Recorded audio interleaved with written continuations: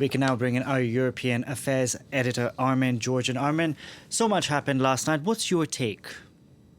Well, Delano, I think we can say the political centre has held in the European Parliament. There was a rightward shift. Of course, there is a rightward shift, but a pro-EU coalition is now a realistic scenario in the European Parliament. However, we also have to look at the impact of the outcome of this election on national capitals. That's very important. And the results, or I should say provisional results, because the European Parliament is still calling them provisional as of this morning, the impact is putting a lot of pressure on several governing parties across the EU, most notably, of course, in France, as we've just heard, but also in Berlin, where we had this sharp rise of the Alternative for Germany, and, of course, the big win by the centre-right in Germany, both of those things putting pressure on Olaf Scholz, the Chancellor, and his Social Democrats, or SPD. But also, if we look at a few other capitals, we see Pedro Sanchez now under pressure because of the European election, with the centre-right PP or Conservative Party confirming its ascendancy now from the last national elections there. We can see also centrist coalitions in Denmark and in Estonia losing ground in these European election provisional results. So it's important that we look not just at the European Parliament, but also the impact on the mood and the kind of political wins in national capitals across the EU as well. Armen, as you were speaking there, we're actually showing images of Ursula von der Leyen speaking from last night. She clearly is quite confident. Is she safe and secure for a second term? Well, she's looking all right at the moment, in the sense that, that we were talking before the election about a possible tie-up between the EPP, so the centre-right group, and the hard-right European Conservatives and Reformists. That was always going to be a very difficult thing anyway, even if the numbers were going to be there because of differences between those two groups on the rule of law and other issues. But as it happens, the numbers are simply not there now. According to the provisional results, the numbers are not there for a majority between the EPP and the ECR. So that means that Ursula von der Leyen doesn't need Giorgia Meloni, the head of the ECR, to do any kind of deal. There is now, the numbers now point to a centrist majority quite possibly backing Ursula von der Leyen for a second term. That would be the EPP, the Socialists and Democrats, and the Renew group. So those would be the kind of the three building blocks of her second term in theory. Yes, it's true that in recent weeks, President Macron's allies dropped this name, Mario Draghi, the former Italian Prime Minister. It seemed that the French were interested in having an alternative to Ursula von der Leyen for a second term.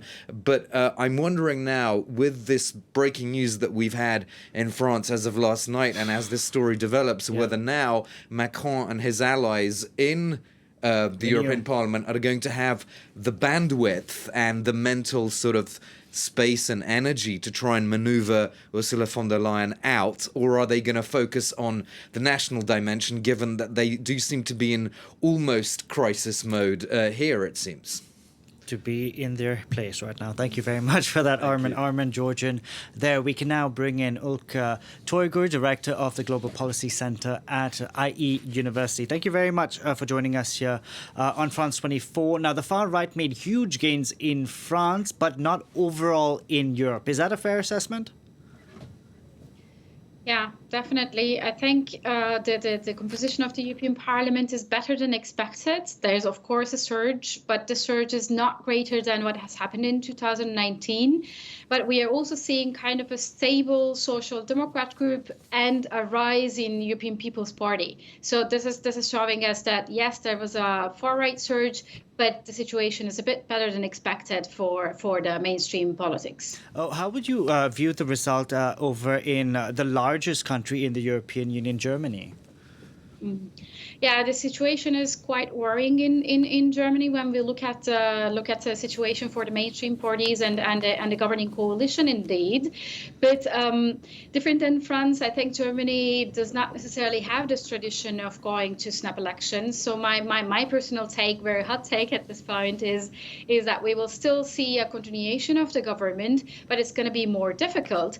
For me, the key question is, however, Germany is a key country moving forward when it comes to the EU budget, financing of priorities at the EU level. And with this drastic situation at the national level, I wonder if Germany will be able to carry out the burden for the Europeans. And what about Ursula von der Leyen? You heard that I was speaking to our European Affairs editor, and he says things are looking pretty good for her. Is her job safe?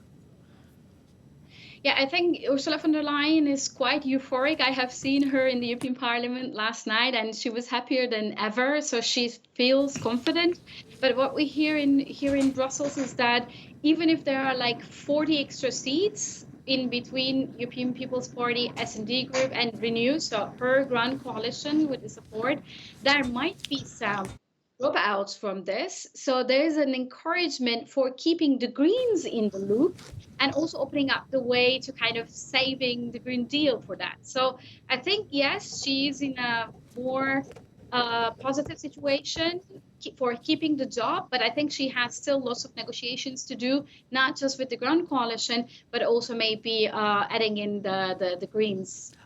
Based on this composition, which we are seeing throughout Europe, can we? Is it safe to say that Europe's stance when it comes to things like the war in Ukraine are set to continue, even though we're seeing huge upheaval here in France? Yeah, I think what is coming out of this election is that this pro-democracy, pro-Ukraine alliance is quite there, and even there are differences between member states and political groups. This centrist grand coalition, we can call it now super grand coalition, is going to move forward. And if we can add one more agenda item, I think competitiveness even becoming also a part of the idea. I heard many Green officials linking the Green Deal to competitiveness, which didn't necessarily happen in 2019. So the center is sharing some of the key assessments moving forward for the future of the EU. Ilke, Toygur, we're going to have to leave it there. Thank you very much for joining us on the program today.